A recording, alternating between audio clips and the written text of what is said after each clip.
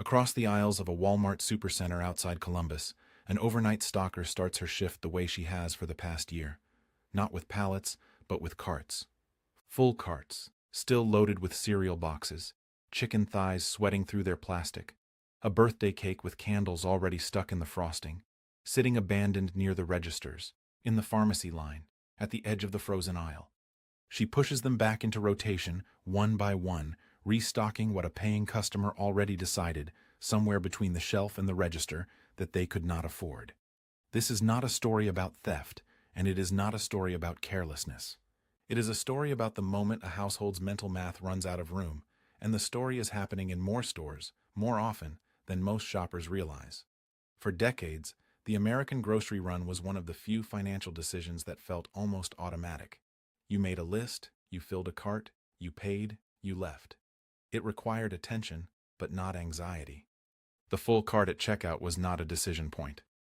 It was simply what came before the receipt. What has changed, quietly, across thousands of stores in the last several years, is that the cart itself has become a place where households do arithmetic they used to do at home, or not at all. And increasingly, the arithmetic does not work, and the cart gets left behind. The scale of that quiet math is not folklore.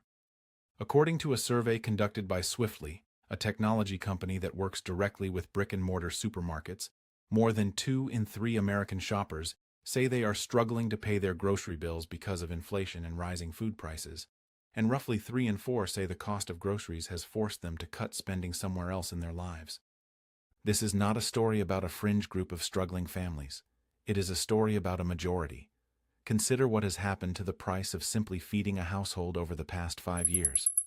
According to research from LendingTree, grocery costs have climbed by roughly 32% since 2020. That number does not describe a single bad month or a single spike in egg prices. It describes a slow, compounding reshaping of one of the most basic transactions in American life, the kind of change that does not announce itself with a single headline, but instead reveals itself gradually, one receipt at a time, until the total at checkout stops matching the number a person carries in their head. That mismatch is the real subject of this story. Not the price of any one item, but the growing gap between what a shopper expects to pay and what the register actually says. Retail behavior researchers have a term for one version of this. It is sometimes called basket abandonment, distinct from the online cart abandonment tracked obsessively by e-commerce companies.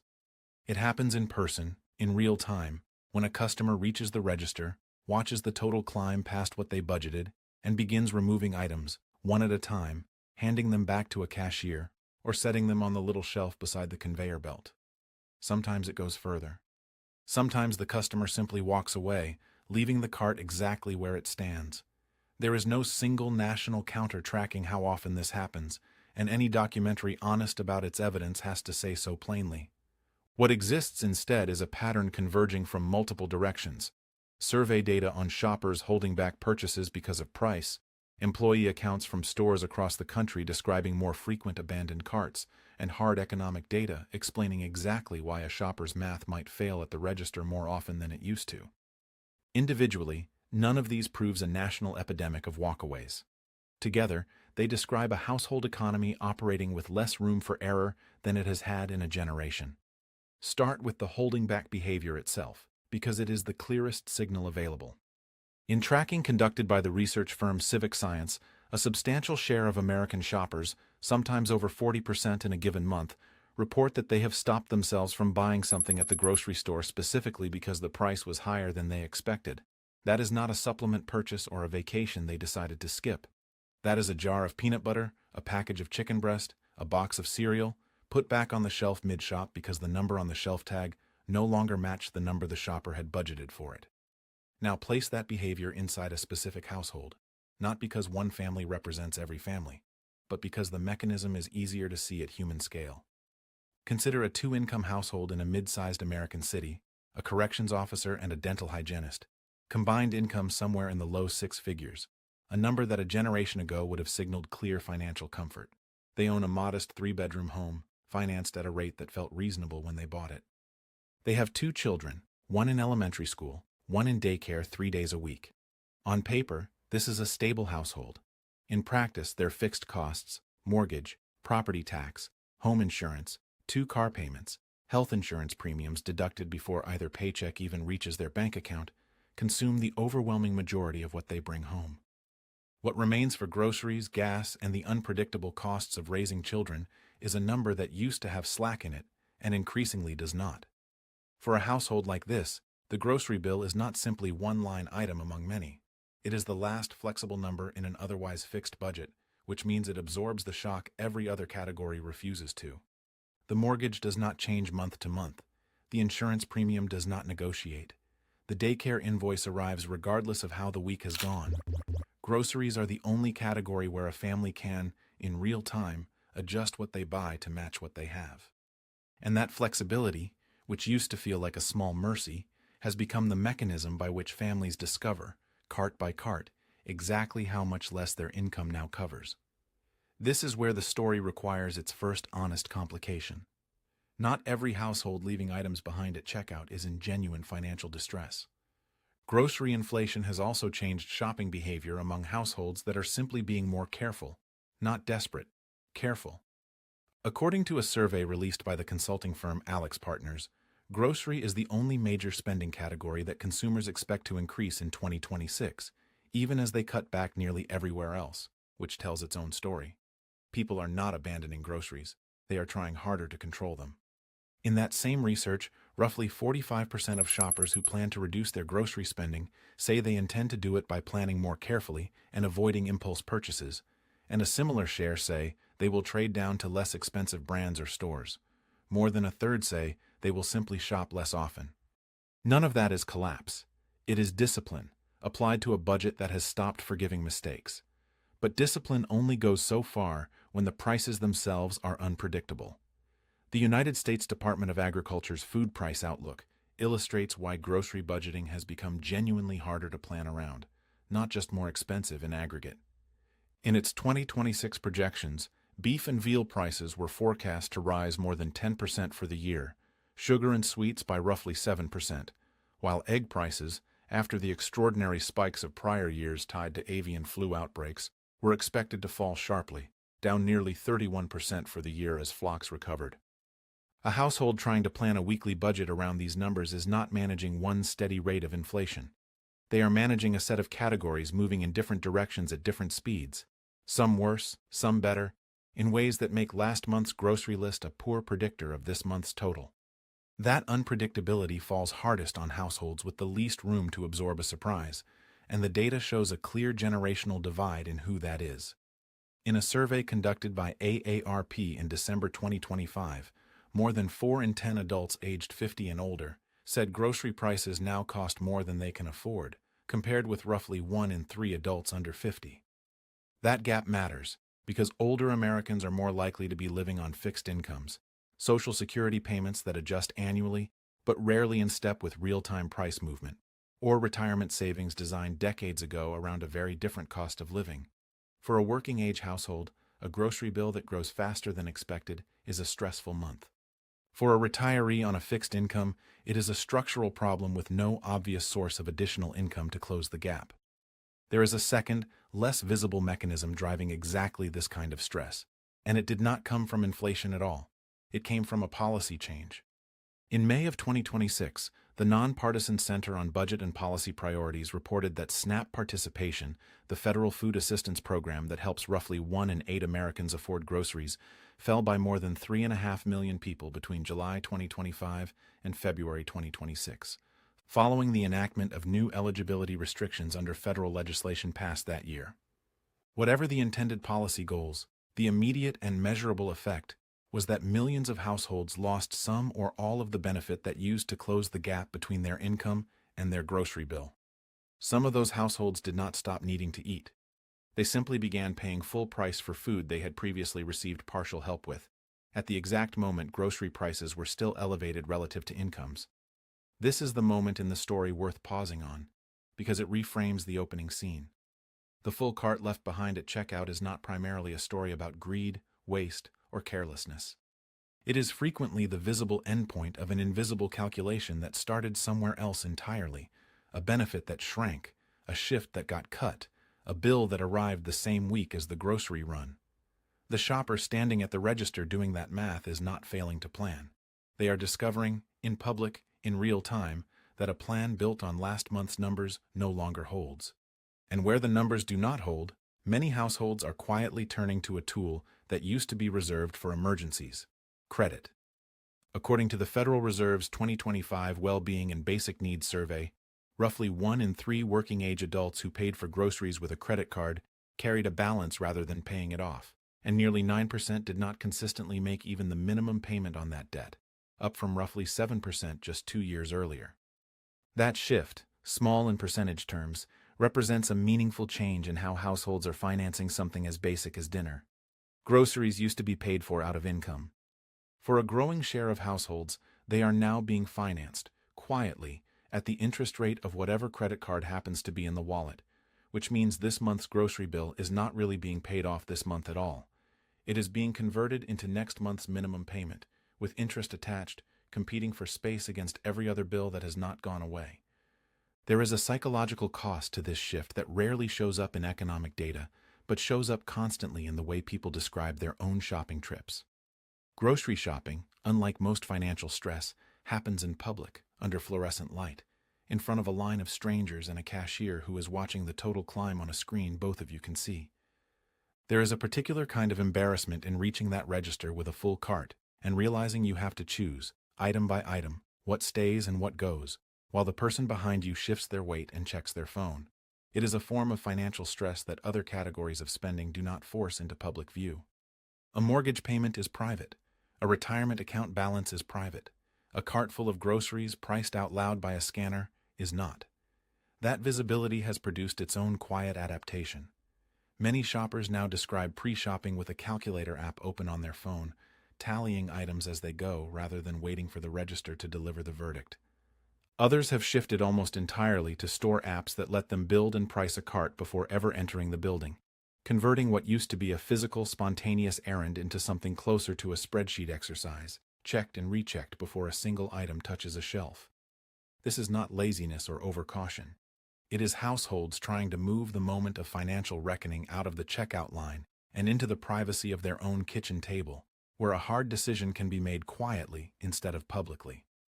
Shrinkflation adds a final layer of friction to all of this planning because it undermines the one thing a careful shopper relies on: memory. According to tracking by Civic Science, 56% of American shoppers in 2025 said they had noticed multiple grocery items they regularly buy getting smaller in size without a corresponding drop in price, down slightly from 61% the year before but still describing a majority experience. A shopper who has trained themselves to remember that a particular cereal costs $4 is working from a memory that may no longer be accurate, not because the price changed, but because the box did. That kind of quiet resizing erodes the very budgeting discipline that stressed households have been forced to develop, turning careful planning into a moving target. None of this affects every American equally, and a documentary honest about the evidence has to resist flattening a genuinely uneven picture into a single story of universal crisis. Geography matters enormously here. A household in a fast-growing Sunbelt metro with a wide selection of discount grocers, warehouse clubs, and price competition between chains has real tools available that a household in a small town with one remaining full-service grocery store simply does not. Rural shoppers, in particular, often face what researchers call thin markets, 1 or 2 grocery options within a reasonable drive, which means less competitive pressure to keep prices in check and fewer opportunities to simply switch retailers when a bill runs high. For those households, the discipline recommended by every consumer survey, shop around, compare prices, switch stores for savings, is not a strategy. It is a description of an option they do not have. Income level interacts with all of this in ways that deserve equal honesty. A household earning $40,000 a year facing a 32% rise in grocery costs is in a fundamentally different position than a household earning $140,000 facing the identical percentage increase, even though both households may describe themselves, honestly, as feeling squeezed. The lower-income household has little to cut elsewhere, and often no credit cushion at all. The higher-income household, while genuinely feeling the pressure of a grocery bill that no longer matches its old assumptions, typically retains far more room to adjust, whether through savings, credit availability, or simply the ability to absorb a higher bill without missing another payment. The meaningful point is not that these two households are experiencing identical hardship. It is that an income once considered a reliable guarantee of grocery security no longer functions as one quite as cleanly as it used to, for either group. There is also a version of this story that has nothing to do with structural pressure and everything to do with ordinary lifestyle choices, and it deserves acknowledgement rather than dismissal. Some of what looks like grocery stress is, in fact, a household carrying 2 car payments it does not need, a streaming subscription list it has not reviewed in years, or a grocery list built around convenience foods priced at a significant premium over their basic equivalents. Canceling a subscription will not fix a mortgage payment eating 60% of take-home income. But it is also true that not every stretched grocery budget is purely a function of forces beyond a household's control. The honest version of this story holds both truths at once. Real structural pressure on the price of food, layered on top of ordinary correctable spending patterns that some households have simply not yet examined. Where this leaves families is not a single dramatic collapse, but a set of smaller, harder trade-offs, repeated weekly, that slowly reshape what a normal grocery trip looks like. Return to that household outside Columbus, the corrections officer and the dental hygienist. Their adaptation did not involve a single crisis. It involved a sequence of small decisions that, stacked together, changed the shape of their week. They started splitting shopping trips between 2 stores, a discount grocer for staples and their regular supermarket only for what the discount store does not carry, adding roughly 45 minutes to what used to be a single errand, in exchange for a meaningfully lower total. They stopped buying pre-cut produce and name-brand cleaning products, not because they could not tell the difference, but because the price difference, multiplied across dozens of items every week, added up to something that mattered. They began, for the first time, tracking their grocery total against a set number on their phone as they shop, a habit neither of them had before, born entirely out of the fear of a checkout total they were not prepared for. None of these adjustments are dramatic. None of them make headlines on their own. But multiplied across a household budget for a year, they represent something significant.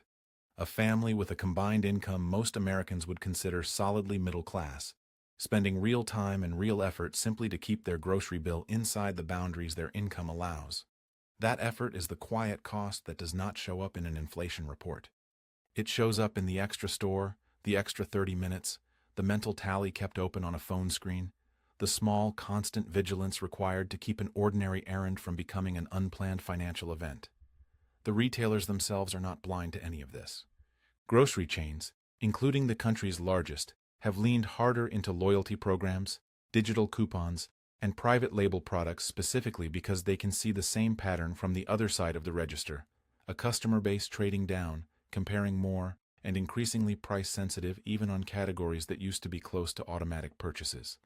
Retail industry data has repeatedly shown grocery among the categories with the lowest online cart abandonment of any sector, well below fashion, electronics, or luxury goods, precisely because groceries are necessities rather than discretionary purchases.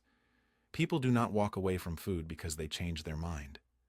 When they walk away, it is because the number no longer fits, which is a very different and more urgent kind of abandonment than the browsing and comparing behavior that drives cart abandonment in most other retail categories. There is no clean solution offered here, because none of the real ones are clean. Switching to discount grocers saves money but costs time, and time is not a resource every working parent has extra of. Using store loyalty apps to track prices in advance helps avoid checkout surprises, but requires a kind of constant attention that shopping never used to demand. Relying more heavily on credit for groceries solves this week's problem while quietly creating next month's at an interest rate that turns a temporary gap into a recurring cost. Even SNAP, for the millions of households who still qualify for it after last year's changes, only covers what it covers and does not adjust in real time to a beef price that jumped 10% since the benefit amount was last calculated. Every available response to grocery pressure solves part of the problem while leaving another part exactly where it was, or in some cases moving it somewhere less visible. What has actually changed underneath all of this is not simply that food costs more. It is that the grocery cart has stopped being a neutral container and become instead the place where a household's entire financial picture gets tested in public, item by item, in front of strangers, under a register light that does not care how carefully anyone planned.